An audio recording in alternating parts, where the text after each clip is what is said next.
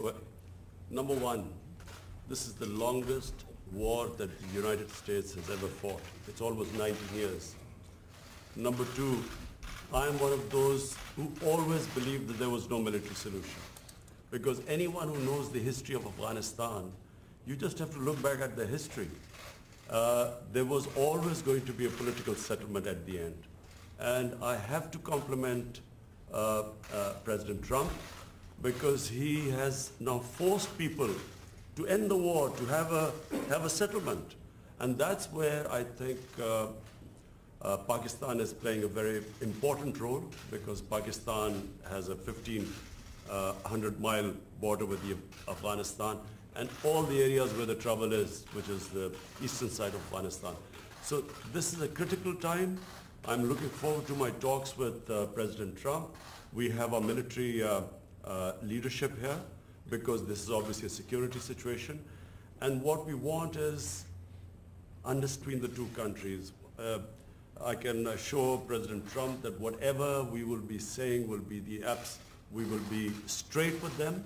There will never be any question of any doubt on Pakistan's intent, because apart from Afghanistan, the country that wants peace in Afghanistan more than any other country is Pakistan, because we get directly affected by it. And Pakistan needs stability.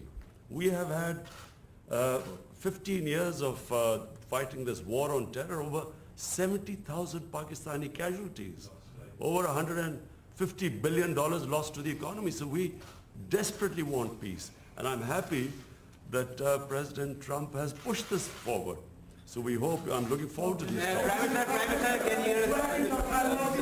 Prime Minister, and apart from Afghanistan, there is another security threat in South Asia, and that is Kashmir dispute unresolved by the United Nations and even by the US, who voted in support of that resolution in the US. Now, are you going to make any kind of submission and intervention of President Trump? And the same question to Mr. President Trump. Is he going to play any role in that? Okay, he's got it. I've got a question. I will be asking President Trump. It's the most powerful country in the world, the United States. It can play the most important role in bringing peace in the subcontinent. You know, there are over a billion and a quarter people in the subcontinent. They are held hostage to the issue of Kashmir, and I feel that only the most powerful state, headed by President Trump, can bring the two countries together. From my point, I can tell you, we have tried our best. We've made all overtures to India to start dialogue, resolve our differences through dialogue. But unfortunately, we haven't made headways as yet.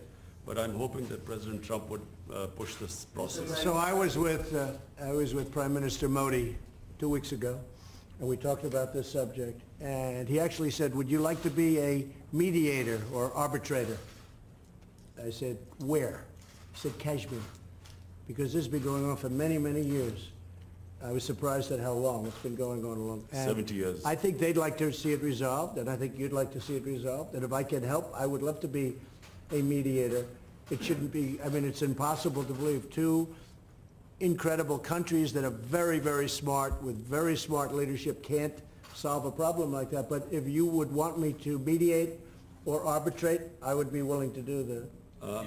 President, I can tell you that right now, you will have the prayers of over 1 billion people if you can mediate and resolve this issue. It should be resolved. So, but he asked me the same thing, so I think there's something. So maybe we'll speak to him, or I'll speak to him, and we'll see if we can do something. Mr. President, even because I've heard so much about Kashmir.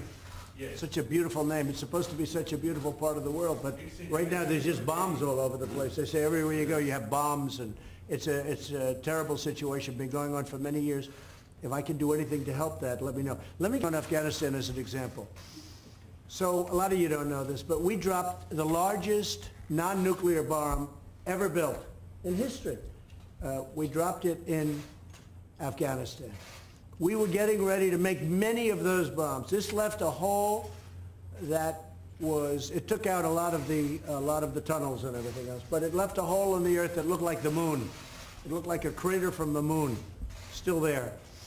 Nobody's ever seen anything like it. People heard it 15 miles away. They said, what was that? It shook the earth. Non-nuclear, the largest ever made by far, and they were going to make many of them. And I said, no, we don't have to. I don't want to drop that. I don't want to do that.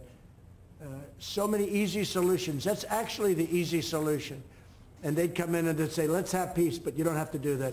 I think we're going to be very successful without having to go that route. And I have tremendous confidence in the Prime Minister.